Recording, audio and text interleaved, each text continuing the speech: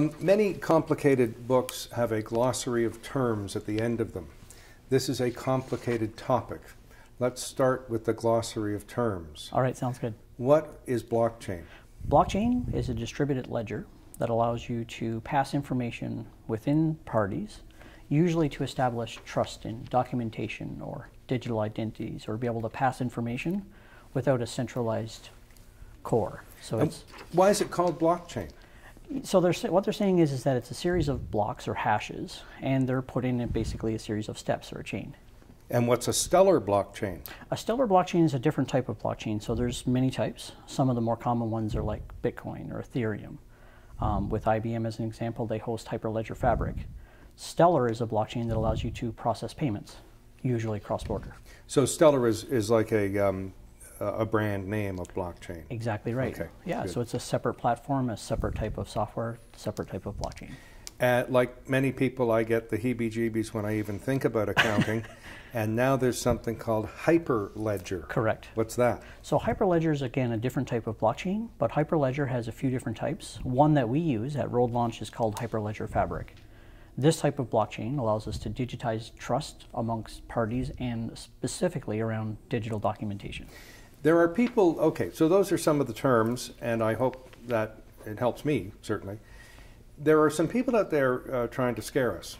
One of them is Senator King from Maine, who has this solarium project, which is based on an old term from the Eisenhower White House. People went into a solarium to try to figure out what to do about the Soviet Union. He's trying to figure out what to do about cybersecurity. One of the things he talks about is something that's in your bio, so-called supply chain. Right. If there is a nut or a screw or a flywheel ring gear or a gizmo that is in X% of the things that we rely on every day, from washrooms to refrigerators to automobiles, and someone can disable that part of the supply chain. Right.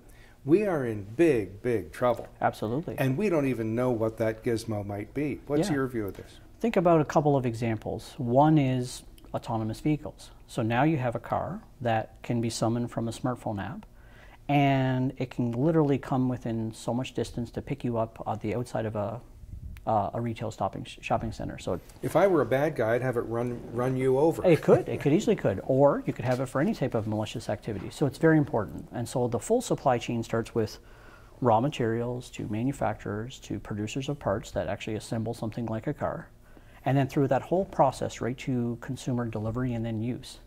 If there's technology involved and the security is not good, someone can take advantage of that. And then, as in wartime, and it could be argued we are in some sort of a cyber war, as in wartime, you secure the supply of critical materials that are necessary for your survival. What are you doing about that? So for us, we work on a couple of things. One thing is digitization of docs. So we like to be able to facilitate orchestration or simplicity within supply chain for cross-border. So things like pulling in materials from Asia to be used through distribution in North America. And through this, we provide digital identities of the supply chain through ocean shipping and then ground freight shipping, or last mile shipping. This is what we like to do. Provide digital identities, secure that there's no fraud in the digital documents, and then facilitate payments. Let me pose this to you, though. You've developed a solution, or a means of addressing, let's at least say, a potential problem, but maybe we should get rid of the problem. A man's shirt may cross the border 25 times between Hong Kong and Kowloon before it becomes a finished product. Correct. Because one person sews the buttons on, another cuts it, another sews it, and on it goes. That's right. Airplanes are manufactured that way, flown all over the world. Correct. And then eventually assembled, often in Wichita. Yeah. American automobiles, many of them are 40, 50, 60% made outside the country. Correct. Is that a good and safe thing for us to be doing anyway? Yeah, aviation is a really good use case because, in fact, we work with a company based in the US where a lot of the parts that they would put on resale of planes, so second market planes, those replacement parts needed to be validated. And so if you have an airplane engine, as an example, that has X amount of use or hours or miles on it, but that's not true, this is a big liability. It's a big risk for obvious reasons.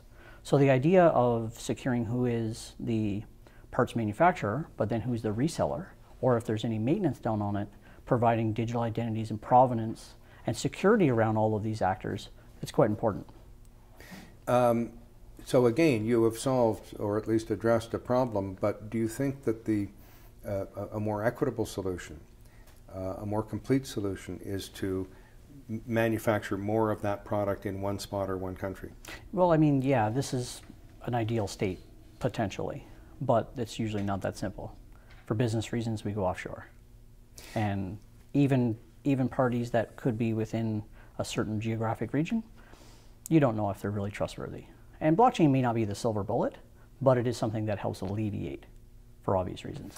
Now, elsewhere on the McKinsey site, there's an interview with John Weeks, who negotiated our NAFTA, who said that there is still lots of trade going on, lots of commerce across border, but fewer people and things crossing the borders.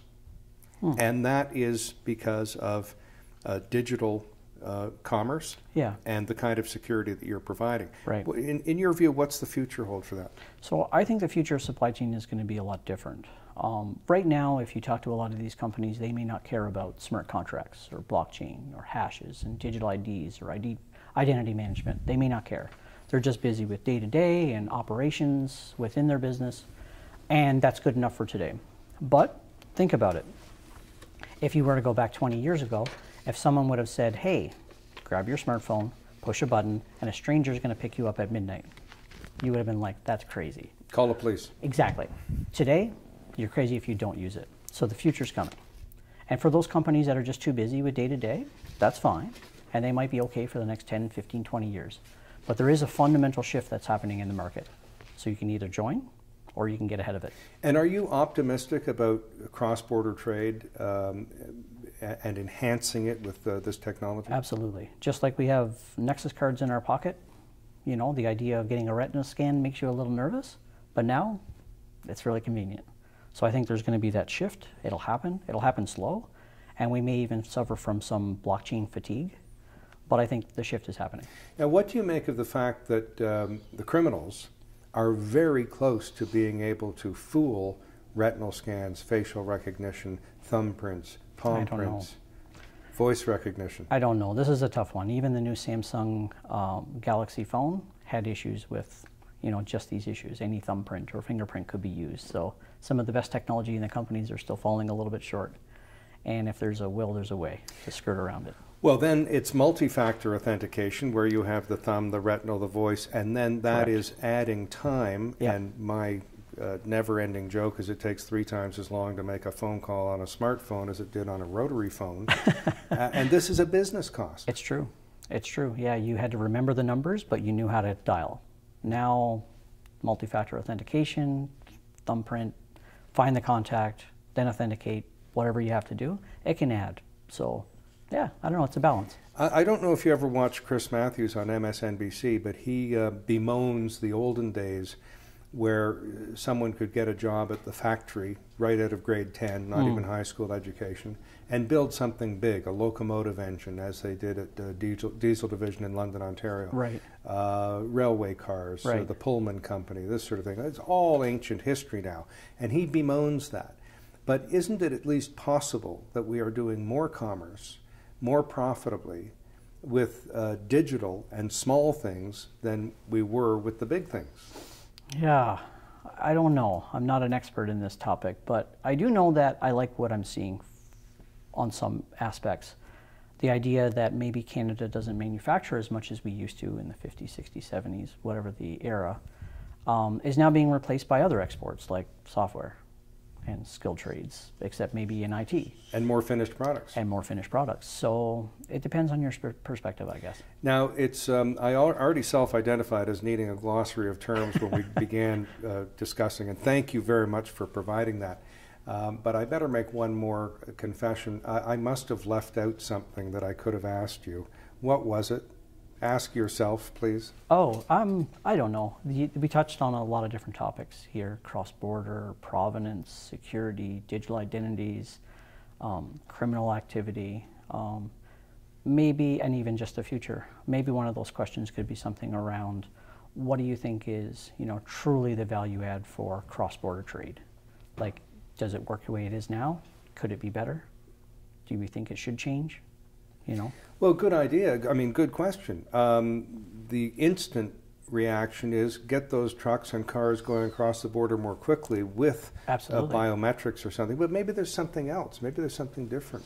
Even just the idea of expediting the whole process. You have an industry here where those truck drivers are very much needed, last mile, middle mile, etc.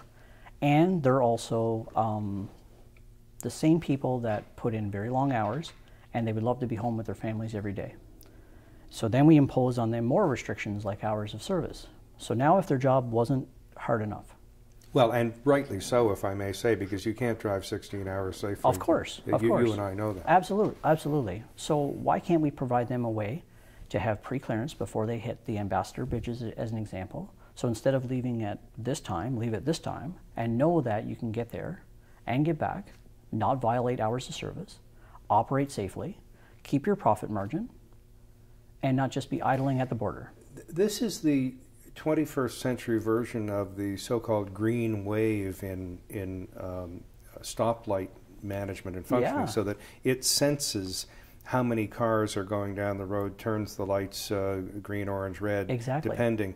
And on you feel this can be done on a continent-wide basis? We're already working on it. So pre-clearance and smart contracts, so that we can take things like their fast ID, their available capacity, their locations in real time. We anonymize that data and we give them just enough information so that they can operate a little bit more efficiency, if not a lot more. So it's already happening. And then when you can put those trucks with their pre-clearance in Elon Musk's turbocharged tunnel, then you two are working together. We're really making money. We can work with the boring company. Okay. And it'd be anything but boring. Thank you very much. My pleasure. Thank you.